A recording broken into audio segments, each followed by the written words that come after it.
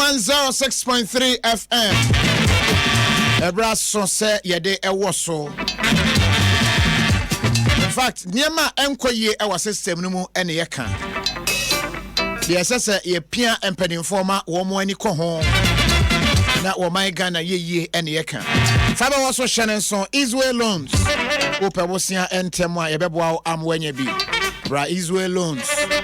How no a etatawo enam sikasem no bra ne mo a. Omanfo si dan enchene swapa. Enchena kala no asesa. Bra DBS roofing sheets near mau dan so bo papa. Eho afutuo ene nchensia eye papa. DBS ye be ye adwuma na ma wankasa wani age ho. Ejina nsuo ni wo humbra no. Hunchun capsules. Wunyi drum fie aduasan nan ho kono a. Eya am wani nko prostate ho. Ebi se etumi ya kese.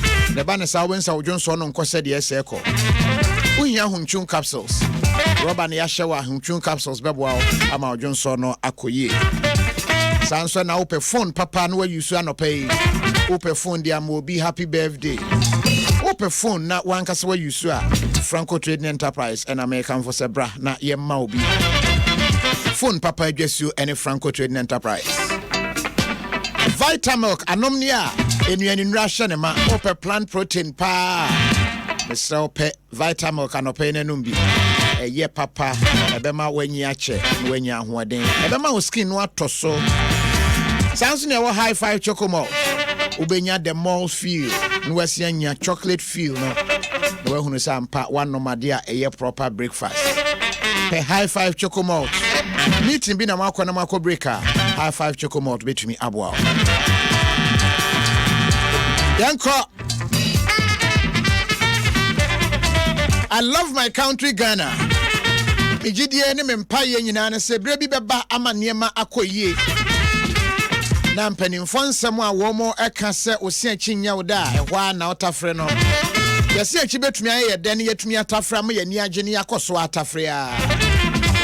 Nipa bitu kwan na wokaso omra Ghana wose Ghana de ne mum systems nema bi wo ho a ekoso ya na ema obote. Yeti wo man Ghana mu amasesei omanfo famra de hye wo mo nsɛm. Na ne ye wo ho na de nhyirabo ase ye bo sojani ekum no. Asem ye kopie court ama ene ewura ba kwa no woton ye snails enwa ewo kwan na no ho no wo kwa kwedi na dance ye wo court no wa kire fi sa bra mejo betwa mu no wo hu no ye be nsem ne court so a ekofa sa asemi eba ye na de eba ye nyina no boil it down to something a yadwen enko so de eba ye no kokosi se abane se ye kum sojani Abra yamfa na mfa mra kwan so broni kan say mob justice and I say mob action. Yanka say famra ne hye yensem ene ye bu no ade abo asisi ne so Ghana for de yabadaye e free bra ku sisi ye na ye hunu moja no Ghana for ye say never again ye hunu moja ene ntiama Ghana ni su ene ne ban ene say asam aba no wo si oh enye hwe ne wagyan mu amaka Edru level la omanfo fam rade hye wo mun nsam bu nipa kunu a eye on Ghanaian na ese hunu ba bi efiri na anu ye wo ho na honorable JB Danko adu ye kobo ni tuo e wo ni fie kum ni ya bepem nne asem no wo ho a ese sexy dondon ye de ne court ye bisa na asem wa kan nsem wei ade abache na asesa na akoya asem foforo wo ho a nipa wo kokoye autopsy report no wa he was obi abewia just a system no acquired level say people are getting frustrated Ghana for abamu bu e justice system no justice say wonnimu America ne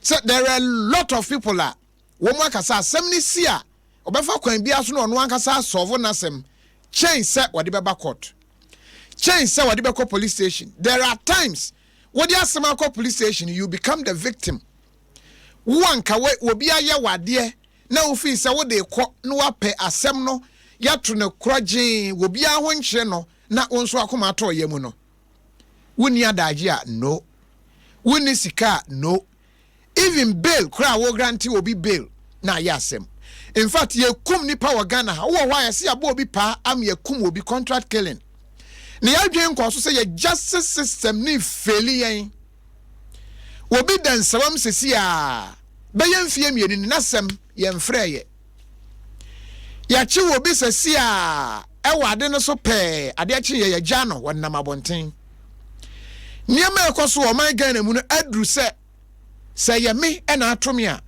dua na mɛbɔ wɔ a mɛde bɛgyew duabɔ a pagya bebree ɛkɔ so no nyinaa no ɛfiri saa nneɛma yi imagine sɛ menim sɛ adeɛ yi a wode bɔɔ me wamfa mmara kwan so na de bɔɔ me mede kɔ police station anaa yɛde kɔ court a masom bɛdwo me court bɛka asɛm ne korɔgyen french mama biribi ato yie entimi nyɛ wo bi ntuaka na mmom aduru sɛ yɛde an eye for an eye wohwe masom a mɛhwe wasom bi we are breeding chaos wɔman Ghana yɛkɔ aduru level bi sɛ yɛnhwɛ aduru baabi na meka sɛ yɛnhwɛ yie baabi aduru no aduru hɔ sɛ Ghanafoɔ ni trust ɛwɔ yɛ justice system no bio wɔbi asase a wɔno ankasa atɔ wɔte ne sika tɔ asase a wɔnim sɛ asase yɛ media wɔkɔ no akɔyɛ search ɛwɔ lands a wɔbɛduru hɔ no yɛbɛyɛ search ne pɛpɛɛpɛ nipa no ɔtɔ asase ne man no ne din wɔ so pɛpɛɛpɛ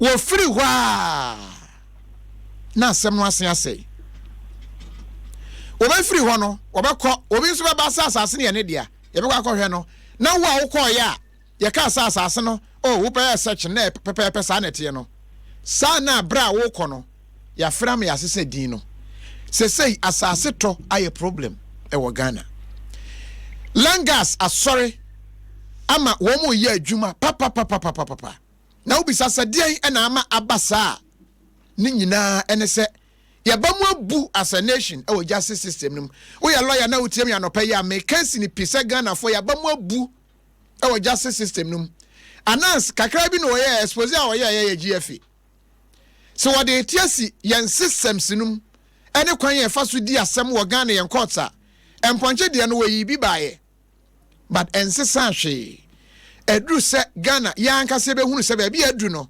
ɛni ayɛ nyan yɛntu anamɔ ne yɛnhwɛ amma deɛ ɛsɛ yɛ sɛ ɔman yɛntumi antu saa anamɔ no a ɛbɛduru mpɛmpɛnso bi sɛ wonam abɔnten na obi ahwe wasom ebi sɛ wayɛ nadeɛ bi a n'ani anye ho wonam hɔ na obi de sekan awɔ efi sɛ wayɛ nadeɛ bi a n'ani nye ho na yɛde nhyehyɛ gu hɔ sɛ ankasa nhyehyɛ no bɛtumi aboa yɛn ama sɛ woni obi ntam ha wɔ hɔ a wobɛtumi asiesie a obiara ho nkyere no na nso sɛ saa system na faili yɛn enti obiara fa mmara de ahyɛ ne nsam ɛne yɛmiamia yɛn ho na ɛwɔdowodo ɛbɛduru mpanyimfoɔ no so si yɛtena se ɛyɛ ne sɛ yaa na ɛkɔyɛ snowball ɛne Napoleon mamamuo anim afama ɛbrɛ bɛso ama yɛankasa ahunu sɛ Ghana baabi aduru ne deɛ obiara ɛho entumi ento no yɛne lawyer Francis Xavier Sosu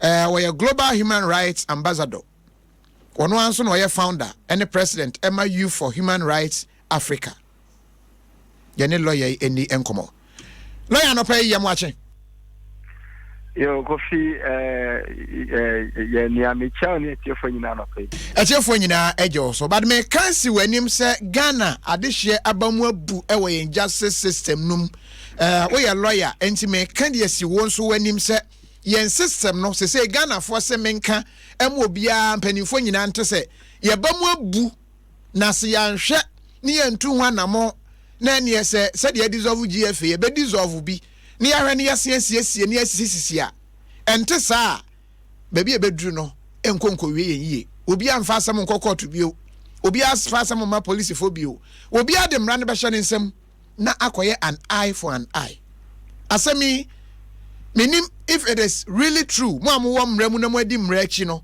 saa na yɛn chimamufoɔ no yehu no kofi medical na masenchia etiefo nyina biem na afi ma stress se de lawyer ne betu nchen kaka afi ne de human rights ambassador na ndia ye juma okay but say wa come okay mate ewo sa platform no so na nya edi kan no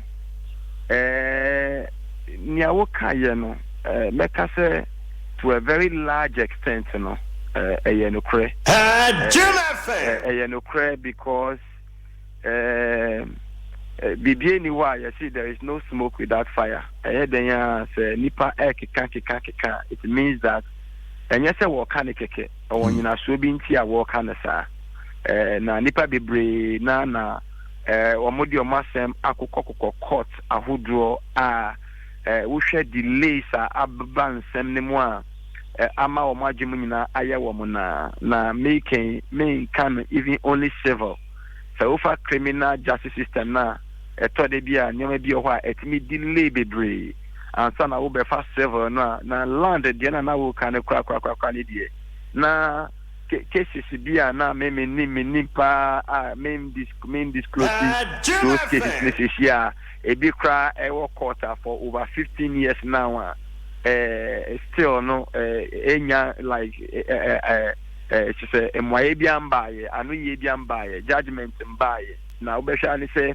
a system nankasa no has delayed the process after now say obi said you wabre na wo bomodia akoto asasi one plot and 2 plot bi a obese wo di ball bra na asamo beba ho na di akokot na ebe wo court for over several years na die den ya wabemu bebu but ni ameka ene say me pese me hye Ghana fo nyina nkran isa say we share system aye wo sesia no a ye attrain system na say justice system no no pe any nia ye betimi di ya nyina ahyemu akwese eno pe ni ye agye nkwa sesia wo Ghana ha no mo because wo fa executive wa wo ko hono ma enkoyi isa say politicians nye aban we pe but successive government no have not been able to live up to expectations ema timamufo wo mutimi nya confidence executive decision and political will to do the right thing and until na de bia no ye de bakoba na ankoyi a ya bomodin si ye besesa no to try another one sanye ya we try another one. It means that as a nation no si apesi ya chichi o man pa no a nanka executive need enya dia we can rely too much on that. That's over legislation chancellor and also so politicized. Say ukohonoma most times no consensus no in favor of national development na ya instead am bayi sa bayi pa na ka make us right information bill yi na ka ya pass na da but mo say bibi biara betimi keep politician in check na die as much as it is possible no idea politicians na avoid na the only institution of state the judiciary no and no penny near you betimi di agidi nyina ashem because hono and we expect to say obi biara why disappointed with either executive decision and I say nyama enkoyi wo man no no on betimi twitwa ediaje but unfortunately no as akoye human society no den ya humeka say nipa mfumso ye ho nipa mfumso nipa weaknesses enema sanyoma delays nyina ba ananka ye behwe say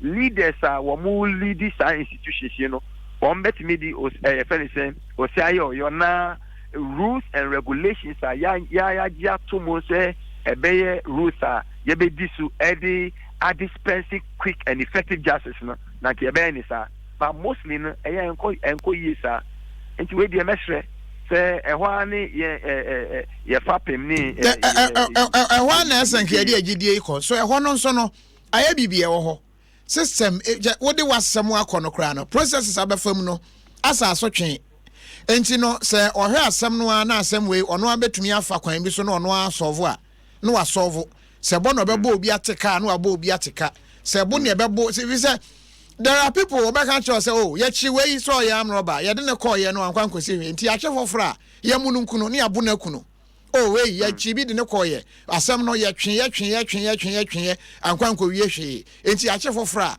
either say ye nokre ana say ye by mistake ne abuna kuno and the fear ne say e betu ya me no mu baako e bia ye de ye nim wo TV so Eja Francis omanfo ahu nti no ye beka say wo da bi onu nie nemo obi a ye nim no ye betumi de asem ato no so abona kuno just because se ye nim se ye chi no no ye de ne kɔ ha na emra no be ye adwuma pepepa anka ye munu nkuno but sana ekoso no cry fight it's exactly in fact we share say mob justice actions in Nana and GDA mapa nipa any justice system no and say was a mob justice system no and I say ubeti say and I say yeah lynchy will be and I say ubi a suspect say wako committee crime be na ubi a family dia show no aninsa na wo ye nia wo pese wo ye so na ade ba kwa woman say kasa and I say platform what create Adom FM a platform megidi say wa Ghana mind bebre e san say so okay your constitution rapona one or say justice na kasa no ya cat train here it emanates from the people and sa penny for our judges and our leaders yedi wo mo atoto ho no mo say wo mo dispense justice no as I say wo mo dispense justice no for and on behalf of the people. And he said, justice now will dispense. No, so the only person that can hold you accountable is the people. And he said, Menewo, yan can want them. Na yan ye de anfa ni like on a case by case basis. Say we die anko ye na ye den a justice pa motrimane eko say e ye den a motimeti obi e fa say na say Eric Asante case for example e ye den a obi a wo ye innocent. Now, also on that prison. Now, one year appeal. Now, by the time you court upon Ebeka Senipani not guilty, 15 years are you jailing and now we're serving the sentence in Navy. Why? It is the state. Yeah, you may be saying these are questions, Now, why now? We're supposed to make sure that Sanya may go through. If we are not able to raise these critical questions, dear, and ye but so long as you may know, Yaya crowd said. Any time case by case basis, case be out ye be who say that case ye at the train and anko ye no ye be who de rule. In fact, many said na say mo Adom e be a Mother's Day, Father's Day mutimi ye program rallies akesie. I'm looking for a day better so any day Adom FM match against injustice in Ghana. Based on the particular na Adom FM afrefe wo motie for na ni abana ye match Chief Justice ko aka say TJ that case ye senior koye ya gidi say Ghana enso asom enko yi ya hwe abrantie senior ne di ye na anko yi so long as our citizens you be very active na you be make sure that we are involved in this manner demanding justice no yet me yes adia me gidi say be koye ni da ya anya sadia enie Kofi ya say obedient nsa eto hwene so na wanka hwe ya odi wo wani wan say ya ne dia wo nyina ya ni Obani Francis Xavier Sosu yebeda se pa anopa yi yo me su me da masinya me nka mo ho onka won so ho yeda se Obani Francis Xavier Sosu obi a woni mo mra na wosan pani a wakode amomanfo pa. In fact this situation akoso ananu yi na eche teacher ni bia de ato no so say na student say oto ne mo na woni no kra anyem omode ne koto mu a ewie ye no na ye di asem no awie che abofra na wo ye koye DNA na kese nye ne ba no enye no kwan so ne tro ne mona no ye di asem na sika de man no wo ti lawyer de afrim no what ne transportation from Kumasi to court every day a ebeko negative wonya hwe enti na ba ni se ni system no kose ya the next time etomia me find way na ma deal ama makoma atomiyem. That is what we want to prevent. Jonathan Osewusu, executive director Emma Post Foundation. Brad also am watching. I was waiting and I'm watching. Yeah. And Pomboko dear. Yamia don't boko now so. Yameda Sushia and Waden or Come on, you didn't pay 8 hour Ghana for Yabamu Ebu Ewo and justice system no ho. Say a drum pempen so be said. Omanfo nya tentrene justice for all ye kan ho asem so bia betumi anya eye omra em obia se Ghana ha wonso betumi anya wo chefa emra no ntiatia ofa ahode so na obetumi aye wadwuma ase eye ayira amomanfo famra no de hye omunsem se nya duabo no bebo a obechewa aboaku ananse obeye wade bi ateka ene ne yedi ho nkomo anopai Post Foundation menim se mo adi amomanfo ne nipa bi obi wo ho a obehwe na yedna kwakotum na sem no ase yedi yeni ene ade. This system who is saying, is it really the case? A reflection. Ye bufu a full system no say ase emranya adwuma no sanete. Many of them but that's na make sure with you for chief one okay. Ye no correct say baby into me how many do na na you won't be no then said they need justice delivery system na your country, because obvious and they'll be radio yes will be called what they will see in the NSEM will be JC Yajinasas yes in his Okoya the Langas Abebono where justice and it's a UTT we no na overcase your justice system no into me now senior I will say econo because a ma abia escafo justice inya justice na enyafo ina inya justice imo manza na yebefa na poso na ya chere justice system no ne hu challenges na komu no ne gidi na fi mu no medi kan awo aka ache weti fu say ye Ghana justice system na womu say ye challenges bebree but mesre maka say and say so wuti lawyer Francis so kasemwa GDI wo aban executive parliamentary side legislature no sheda enkoyi it's your last resort any judiciary and not the justice system it's also ginger me say no your last and say election petition by say the call or you be any class or mundi assassin we are it results nearby and to quite be Ghana and can be assured that you to be so now so now a boo any regime any a buyer woman judiciary election results nearby or be said me no nyagrin now only nyagrin they are before to me sorry that's was my son and now a boo ne respect or ye dema sa judiciary and and I'm many to say, oh, can't sema, oh, cannot pay if you say I'm free, not as a booty GD, a what justice sector, or perform 18. And yet, the survivor of the fittest, and I'm considered the strongest. And no, so be a bope, now swat down when you know if they are now they are born, a cobasadia.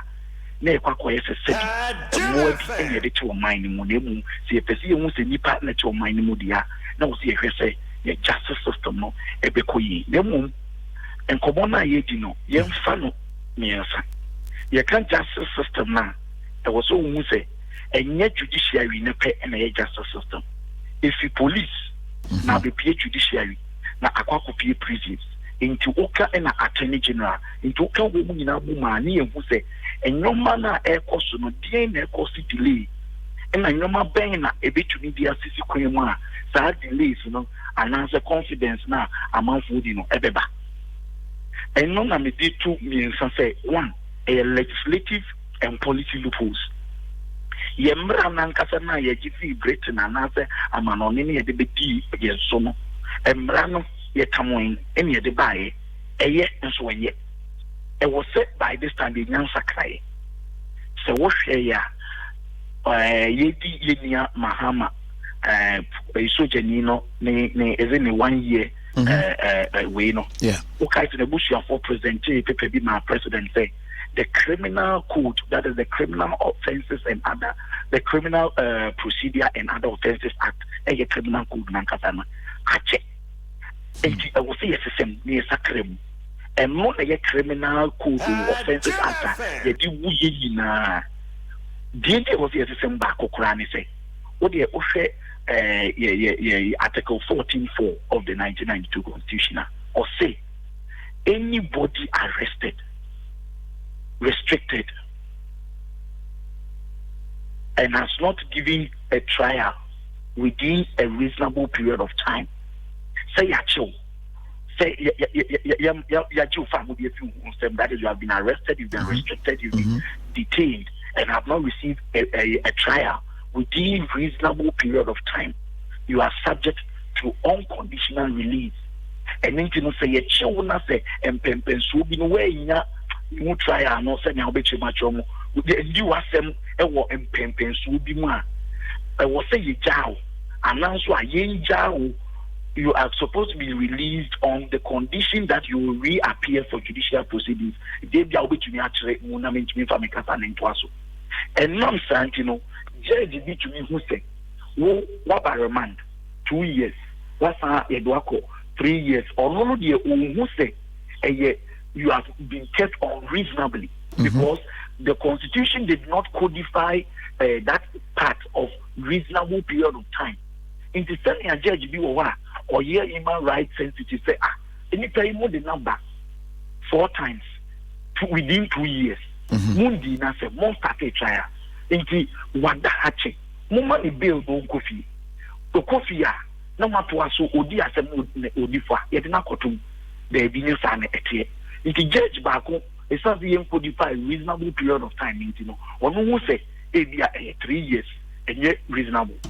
Obi who say 1 year enye reasonable. Let's just say what the man say with them copim say you can't say justice for all by 2007. Emma you to me kuja will be a what them 20 years on remand. Ye call Kofoyudia last year. Ubia them 7 years on remand. Ye did nothing. The Senecas you can't remand that. And you'll be a idea some matter to say yes to say why am money we I can't nothing. And if the program we can the baby be more who pick a crack. Let's just say me and them are the same tools who see you are we. Yeah, don't control reminder. Not the who need or come up with ya. You them 7 years for Polidiano. Which I say I able portable on the pain away. You file man no Rice Force Foundation with our lawyers and paralegals filing man. That's a causing harm. And you're causing harm to your body at the move do. Also will or say a year baby. And I will be the two lecturers soon a yakaka and to the piano ball if you know the top form. And or a year and to the piano ball only background into audible born in a and no Jan or coin and on what in a police station. One demo 7 years, I think we could be caught in the move from poor and create man indeed the man more than 1 year. Omani Jonathan Osewusu scenarios a woman in an HSA system no see ni na yehwe ni ye. Yebeda ase pa ene obre anopai. Nenso beda ase. Yo. Jonathan Osewusu executive director Emma Pause Foundation. Asem no ehun pa. Yetna se ye ho se oman na anamo esese yetu yentu amagidie ni arehwemu amma yenjase system no na ekosokose ya wo mu Adam no in fact e bia wadwen koso wo hwa na obi afra o sister ni o landing abrochi wo mu o prison wo hwa na we afra o Sunday osika na obi de bebre wanche obefra osisi a na ye dada wa na yakwaje osika wo mu nyina o prison. We've traced some of them wo mu nyina o prison. Ya bisa sa den wo mo yesa mo se yada hwa wunya lawyer wunya obi a ma ne meka wasem ma entu yanso ye fa kwan bi so na ya bu mu amwa abonten no na ya giska na de han lawyer no de abedi asema man. In fact ekwa tekiri wo bia asem we de ma ehia me na ehia wo na ehia ye nyina se be make sure say the man panimfo ya de sene fata. Luckily enough, you have a president who is a lawyer. Wonimu mrate mrase nimu sese emra ni ho a obi afa mrahye ne nsem eye de ope ebra soso o man gan e be ma yani ada ho ne ehunu se de ye ne ye de sai wo man no bail keke kra ye ma obi bail a ebra wo bre ansa na watunya ma ne bail national identification mo so mo nyentem ye ntumi trace hunu se we na address ni ntu ma ne bail ya na enye din bebre so obedwane because our identity Fabɛwɔso anopa ye de bra on ha na me do besi na mo mabie phone lines na ma wo menim sa asemi apian wo fie mo amo send messages bebre kofia na de wakan yasem aman systems ye ha adwen o obetumi afrɛ na one ya akasa 0302 216561 0302 216561 ana 0302 216562 fene brem na kasa ne yentie o na adwuma na me ne wa na eye yen kan champion for said ye kɔ no ehu ente saa wonamo a na obi akasa kronfo o yen kyene fa ne kɔ ni du ombeja no pupo ne ekun ebia na onye eboni bia. Good morning. Kofi mejo so menu awudi ne bia ofrefi Kofi Evans ni me frefi ashama Evans kasa na edi kan me bo abaso adwuma na nsen wo ye no ye ni so nyame Adom FM owura kwasi twuma ode Adom FM ba isu nyame ntia Kofi Evans ma kan tem say Ghana court any police station. Min Kobida. 1991, me tanker driver binya asem washama. And I'm saying no woods kenti. Tema TBC court. Actually docket no yirai. Me no kase masase. Omo etoma me omo aton. Me see ya me see omo fa. Nyame no mama ahoden ni sika no. Na do mesen ye dia koto because odi kwa court uni sika. Jim FM. Uni time. Ubetwa kwan ya bi abe 10 years. It is a debia me yesusu 10 CDC kurana. By 10 years no onyame adom mesen tobi. Inti kofi asemo amoka no. Nyame nhiramo me da CP. Yeah, da CP. That is how bad the situation is. Sauti Evans asema on narrative ye ya abambuo no. Good morning. Hello, good morning. Yemfa your next caller. Myself Friday your phone no so mentie wo radio and answer box no eso. Good morning. Good morning. Many Udini be our free. But I mean justice me call me free kaswa. Justice ho asem ne yakan yentio.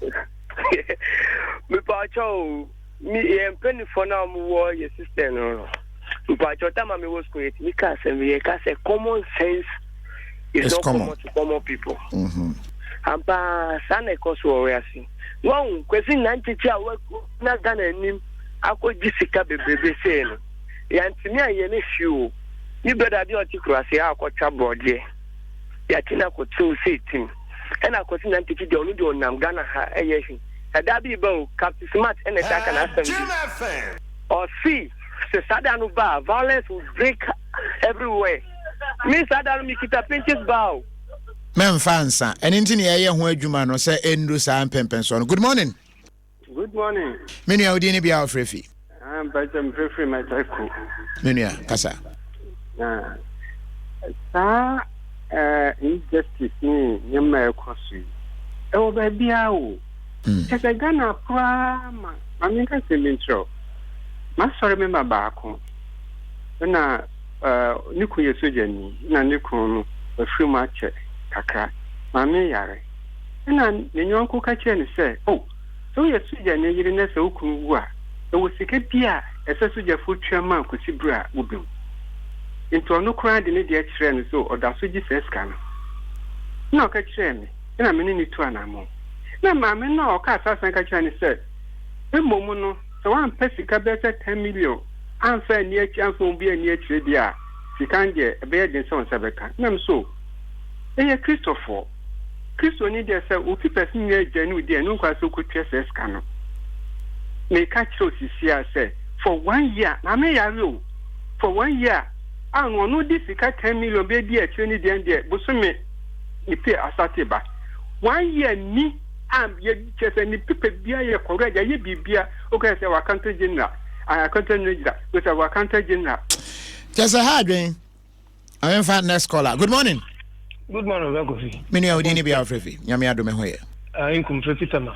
Inkum one me last caller minti o. But you me tonka ma woman bi wa Accra.